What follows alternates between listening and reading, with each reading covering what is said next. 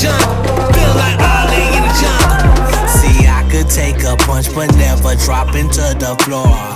We can go 12 rounds and I still wanna go some more. Inside through the outside, yeah, I got that power core. Ready for the battle, no more standing in the shadow. Ali in the jungle. Ali in the jungle. Feel like Ali in the jungle. Ali in the jungle. Feeling like Ali in the jungle. Ali in the jungle. So we are back for another review and reading netong Atomic Habits. So we ended up at chapter 5 from last video, and now we are at chapter 6. Okay. Environment is the invisible hand that shapes human behavior. The most common change is not internal, but external. We are changed by the world around us. We like to think that we are in control. We assume that it is because we wanted to do so. The truth, however, is that many of the actions we take each day are shaped not by purposeful drive and choice, but by the most obvious option. So yun, yung upbringing mo as a child, and also kung ano yung kinalakihan mo na environment nung college ka, nung may trabaho ka. Kaya mapapansin mo kapag may job ka, di ba? Yung habits nila or yung mga daily routine nila, nakokopya mo, but even the way they speak, nagagaya mo rin yung mga intonations or yung mga mga inside jokes or mga words or jargons na ginagamit nila na hindi naman ginagamit ng ibang tao, nakokopya mo rin. So yun, dahil sa environment yun. Visual cues are the greatest catalyst of our behavior. It is important to live and work in environments that are filled with productive cues and devoid of unproductive ones. Creating obvious visual cues can draw your attention toward a desired habit. Be the designer of your world and not just a consumer of it. So, wag ka puro pitas lang ng pitas ng kung anong habits from other people, but rather, you are the one who's going to design kung ano yung mga gagawin mong habit para maging productive ka. If you want to remember to take your meditation, put your put your medicine directly next to the faucet on the bathroom counter. So, in-apply ko rin to recently. Kung napapansin nyo, medyo humaba na yung mga baby hair ko. It is because of this one. Trinoxasteride. Ko lang kung kita. Yan. So, this is Trinoxasteride 20++. So, nabili ko to sa TikTok. And yeah, dati yung baby hair ko, hindi talaga siya malabas. But now, as you can see, sobrang itim na niya. And yun, going back sa habit, ang ginawa ko lang is, after ng toothbrush, nag-stack ako ng habit. After mag-toothbrush, maglalagay ako niyan automatic. After maligo, maglalagay niyan ako automatic. And yan, naging habit ko na siya. And yan, kumapal naman siya. Dati, meron akong biniling minoxidil. Pero out of, hindi ko siya naging habit. Nakakatamad eh. Tsaka yun nga, di ba, depress yun.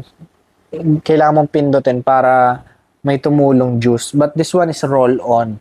So yun, make it desirable or make it easy para ma-build yung habit. So yun nga, nangyari. Na-build yung habit and nakita naman yung effect. So, Trinoxasteride. Yan. If you want to drink more water, fill up a few glass or flask and place them in common locations around the house. So, ito yung example. But, in our own experience, ang ginawa namin is bumili kami ng water dispenser. So, kasi 'di ba, ang common is yung may faucet na kulay blue. Tapos pupunuin mo yung pitchel, tapos papalamigin mo sa ref.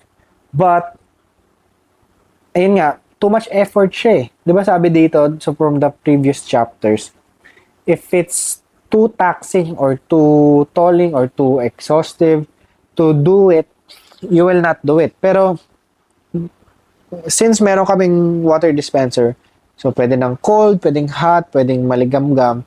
So, it eliminates yung kailangan mo pang kumbaga mag-igib sa at punuin yung pitchel tapos palamigin pa bago mo siya mainom. But with this one, malamig na siya. 'Di ba? So, nandun na yung habit. Igaganon mo na lang, andali na, inumin mo na. Naparami ka na ng inom.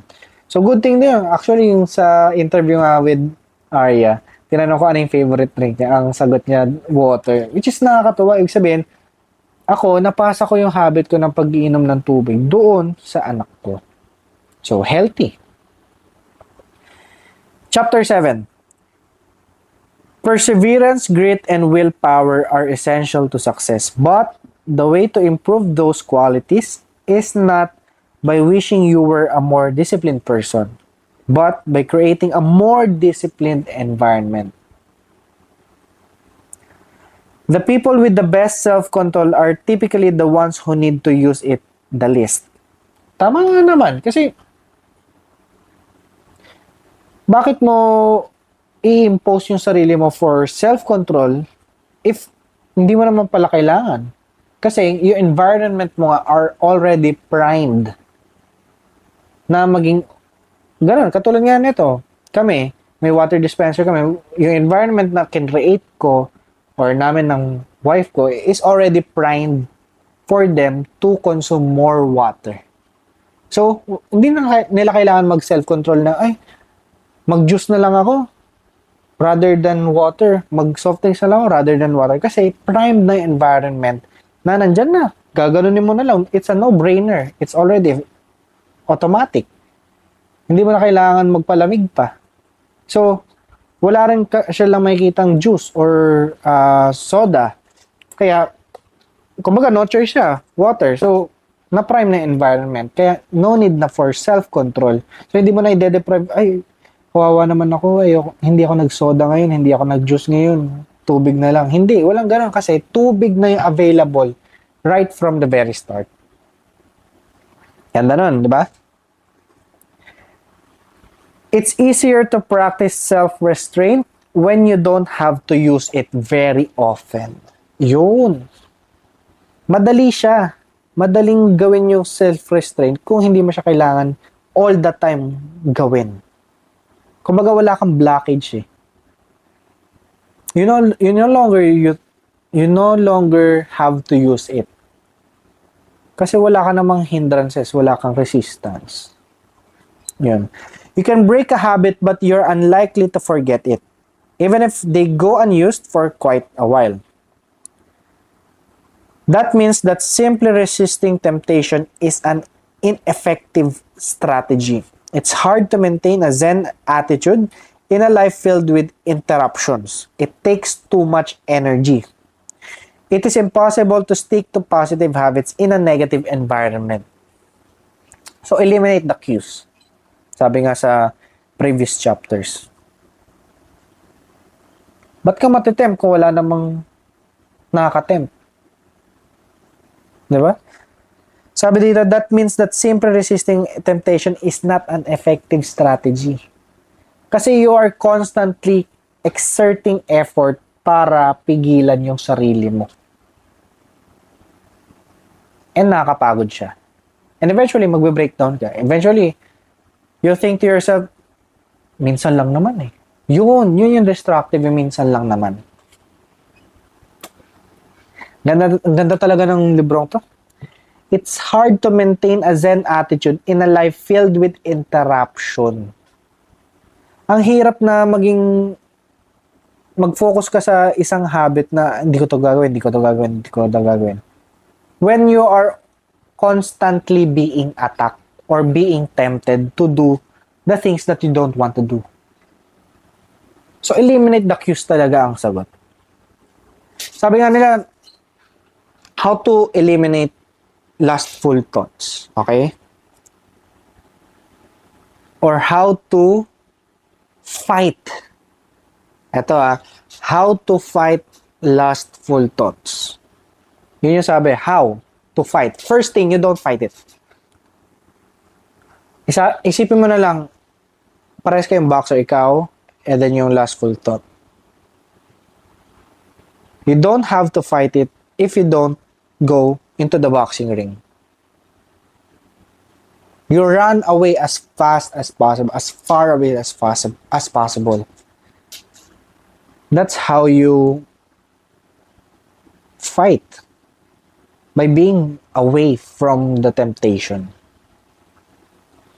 Kasi kapag nandun ka na, ang hirap na i-resist eh. Too much effort, too much energy na to resist. So, just turn a blind eye sa mga bagay na makaka-distract sa'yo. Ganda nun, di ba? First thing, to fight it, don't fight it. Run away from it. A more reliable approach is to cut bad habits off at the source. Reduce exposure to the cue that causes it. Okay? Leave your phone in another room for a few hours. Kung gusto mo matigilan yung pag-i-scroll, doom scrolling. Kung gusto mo mas mag-focus sa pag-build ng business, pag-build ng content, tago mo yung phone mo. Stop following social media accounts that trigger jealousy and envy. Ibahin mo yung mga pina-follow mo. I-follow mo yung mas makakatulong sa'yo rather than following those that will put you into shame. Yung ko-compare mo yung sarili mo, bakit sila ganito na? Pero ako ganito pa rin. Hindi. Don't compare your chapter 1 to someone else, chapter 15, chapter 20, because that's already a long way. Kasi most of the things that they upload or we upload sa social media is already the result of the habits that we already created. So yun nga, may breakthrough na. Nandun na yung breakthrough, yun na yung pinapakita. Pero yung mga struggles behind it, seldom yung nagpo-post ng mga ganun. Okay? So, yeah. I'm being very transparent sa inyo kung ano yung mga naging struggles ko para makarelate din kayo na I was once like you before. And still, right now, I am still struggling. That I am not perfect. That I am still building the habits, the identity, the process, the goals along the way. And it's not an overnight thing. You really have to practice it. Okay? Remove a single cue and the bad habits fade away. Self-control is a short-term strategy, not a long-term one. So yeah, kasi yun nga, katulad kanina, short-term lang yung self-control as a strategy. Kasi, if you remove the cue, yun yung long term. Kasi you no longer have to do self-control if there's nothing to prevent yourself by doing it. Di ba? You may be able to resist temptation once or twice, but it's unlikely to override your desires every time. Yeah. Yun nga, minsan lang naman Wala naman siguro masama. Paminsan-minsan lang to. Yun yung bubulong sa isip mo Next thing you know, ginawa mo na twice, thrice, hanggang sa may habit mo na ulit. Babalik lang. Yun yung sad thing. Spend your energy towards optimizing your environment. Make the cues of your good habits obvious and the cues of your bad habits invisible. So, tago mo lahat ng bagay na you keep on falling from those temptation or you keep on stumbling. Make it invisible, make it undesirable. Yun, apply mo lang yung apat na yun, sa bad habits, make it invisible, make it unattractive, make it difficult, make it unsatisfying. I guarantee you, ikaw na mismo aayaw dun sa bagay na yun. Kasi as long as na nakukuha natin yung pleasure out of that bad habit, mas lalo natin gina-justify So, if we remove the cue, if we remove the opportunities na gawin yung mga masamang bagay na yun, we no longer have to do self-control. Kasi wala na sila eh. And it will be easier for us. So yun. Kung you're struggling with porn, siguro, number 1, don't do it alone. Don't do it alone. Don't let yourself be in a situation na you are always alone. Kasi yun lang naman eh. Kaya mo bang manood ng porn ng may ibang tao? Siguro eh.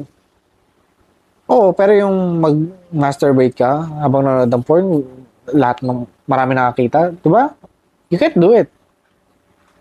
Grabe ka na kung kaya mo in public. May sakit ka na. Yun. Siguro, kapag mag-isa ka na, lumabas ka, maghanap ka ng kaibigan mo, okay? And then, umuwi ka kapag pagod na pagod ka na, matutulog ka na lang, di ba? Ano pa ba? Unfollow mo sa social media yung mga thirst traps para walang puputok sa utak mo na desires. Be with your family. Isipin mo ano yung mga negative consequences kapag na-addict ka pa sa ganun. Kaya mo bang manood ng porn na naririnig ng anak mo? Siyempre hindi, di ba? Kasi alam mo sa sarili mo na hindi pwedeng malaman ng bata yun and hindi siya magandang gawin. Either matanda ka or bata. Basta isipin mo lang kung ano yung mga yung hindi mo kayang gawin in front of your family and friends. Huwag mong gawin. If kinakahiya mo yung sarili mo pag nalaman ng ibang tao yung ginagawa mong kasalanan o yung bad habit na yun, tigilan mo na. If sa tingin mo magbabago yung tingin sa'yo ng pamilya mo, ng anak mo, ng kaibigan mo, ng best friend mo, nanay, tatay mo dahil dun sa habit na yun, tigilan mo na. It's not worth it. Kung hindi mo kayang ipagmalaki sa ibang tao. Sabihin, masama yung ginagawa mo. Di ba? Yun lang yun eh.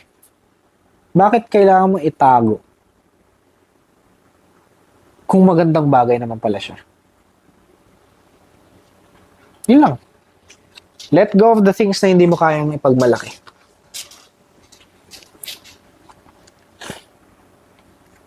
Chapter 8.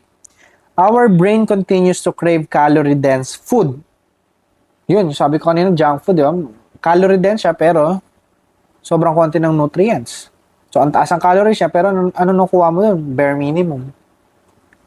It places a high value on salt, sugar, and fat. O, di ba? Food industry relies on stretching our Paleolithics instincts beyond their evolutionary purposes. Yun. Paleolithics yung parang primitive state, di ba? So, yung mga primitive instincts natin, they still study on that and then they still pursue it para to create a product that will entice us more. Companies are dedicated to optimizing how a product feels in your mouth. O, di ba? Pinag-aaralan yun pa lang eh. Sensation na yun. Foods that are highly in dynamic contrast keep the experience interesting, encouraging you to eat more. The more attractive an opportunity is, the more likely it is to become a habit forming. Kaya sabi, di ba? Make it attractive kung gusto mong mawala yung bad habits. The trend is for rewards to become more concentrated and stimuli to become more enticing. Junk foods is better than natural food. Yun yung gusto nilang palabasin. Hard liquor is better than beer. Or, video games are better than board games. Diba? Can you see the pattern now? Behaviors that are highly habit forming. Number 1, drugs. Junk food. Playing video games. Browsing social media. Having sex. Kasi those are pleasurable, di ba? Nagigain mo yung instant gratification.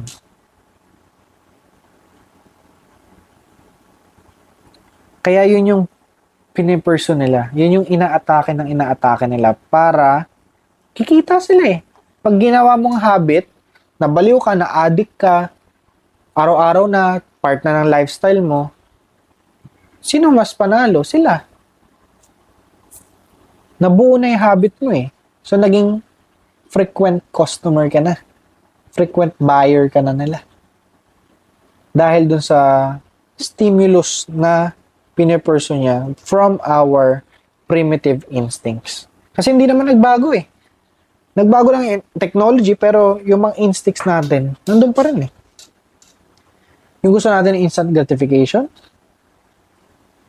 yung sarap, yung pleasure, yung visual, same lang yan eh. Whenever you predict that an opportunity will be rewarding, your levels of dopamine spike in anticipation. Whenever dopamine rises, so does your motivation to act. It is the anticipation of reward, not the fulfillment of it, that gets us to take action. Actually, totoo to kasi yung expectation, di ba? Dun sa expecting part, dun ka sobrang hype na hype. Pero, once na nakuha mo na, bumababa na yun eh. Totoo yan. I'm guilty of it. Pag yung iniisip mo pa lang, kinikrave mo pa lang, rather than dun sa ninunguya mo na, iba eh. Mas mataas. Habit stacking plus temptation bundling formula. So, yan. Number 1, after current habit, I will do a habit that I need. Number 2, after habit I need, I will do a habit I want. For example, after I get back from my lunch break, I will call 3 prospects. After I call 3 prospects, I will play Marvel Strike Force. Ito example ko ah. Doing the things you need to do means you get to do the things you want to do. Ipagsama mo. So, ano yung gusto mo? Ano yung kailangan mo? So, gawin mo na yung kailangan mo bago mo magawa yung gusto mong gawin. So, you get to do what you want to do by doing the things that you need to do first. Ganun. Temptation bundling is one way to make your habits more attractive. Yan. Kumbaga, ito example ah. Nasabi ko na to sa ibang vlog eh. Kung halimbawang ayaw mo mag-cardio, pero gusto mo mag-stay at home at maglaro ng video games sa cellphone mo, ganito gawin mo. Mag-treadmill ka habang naglalaro. Okay, nagets nyo? You get to do something that you need to do. Okay? And nagawa mo rin yung something na gusto mong gawin. Diba? Yung ayaw mo, which is yung mag-treadmill, nagawa mo dahil makakalaro ka. Gets? Parang nire-reward mo yung sarili mo. Okay? So, sabi mo, okay, maglalaro ako habang nag-treadmill. So, 2 birds in 1 stone. Chapter 9. We imitate the habits of 3 groups in particular. Number 1, the close. We pick up habits from the people around us. The closer we are to someone, the more likely we are to imitate some of their habits. Our friends and family provide a sort of invisible peer pressure that pulls us in their direction. One of the most effective ways to build a better habit is to join a culture where your desired behavior is the normal behavior. For example, yun, yung mga fandoms, K-pop. So you wanna be closer to those people kasi gusto mong ma-normalize yung yung pagkabaliw mo sa mga K-pop idols. Or you join membership sa gym Kasi, normal sa people doon na magbuhat. Normal doon na maging healthy. Diba? New habits seem achievable when you see others doing them every day yun. Your culture sets your expectation for what is normal. Surrounded by fit people will give you working out is the common habit. Surrounded by gamers, playing is the common habit. Belonging to the tribe is the best way to sustain motivation because change and growth is no longer a personal pursuit. The shared identity begins to reinforce your personal identity. This is why remaining part of a group after achieving a goal is crucial to maintaining your habits. Number 2,